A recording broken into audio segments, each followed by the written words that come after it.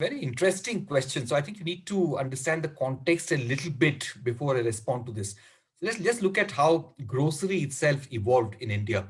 So you had the large mom and pop stores largely.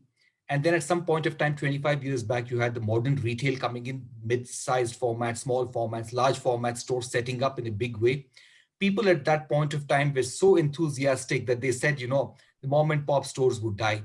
Nothing happened. The mom and pop stores did not die even after 25 years. Modern retail just has about 5% of the overall grocery share.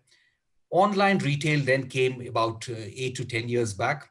Online retail is just a paltry 2% of the entire grocery space. Grocery market in India is $600 billion. Bigbasket does just a $1 billion out of those. And all the online put together won't exceed 2%. So we haven't even scratched the surface.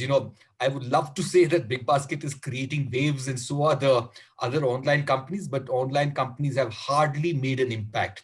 I think they have touched the 40, 50 million high-end consumers in tier one cities in India. They are the people who are looking for assortment. They are the people who are looking for convenience and maybe to some extent price as well, but price isn't as critical as assortment and convenience. But this assortment and convenience is not going to excite people in tier three and tier two towns in India. For them, price is important. The whole of India, which is the middle India of 400 million consumers, is not going to care for assortment. They are looking for a completely different kind of a solution. So I think online companies, whether it's Bigbasket or anybody else, needs to figure out what's the value proposition for the middle India, for 400 million consumers. So the 40 million, 50 million consumers is always very easy to acquire and easy to tap into. But those 400 million consumers are far more demanding. Their price performance expectations are very different. For the same level of performance, they would expect a lower price, or for the same price, they would expect a much higher degree of performance. So the price performance expectations of middle India is very different.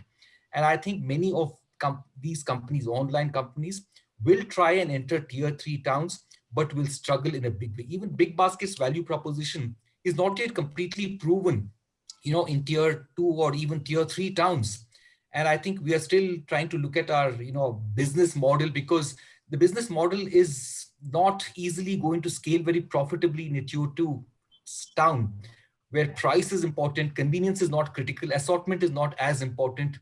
So I think, this is an interesting channel that's evolving, but it's not earth shattering. It's not game changing.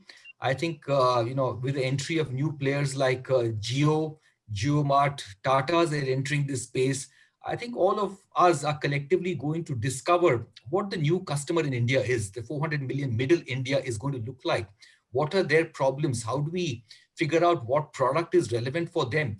They've always bought grocery. Just remember that mom and pop store were a very powerful source.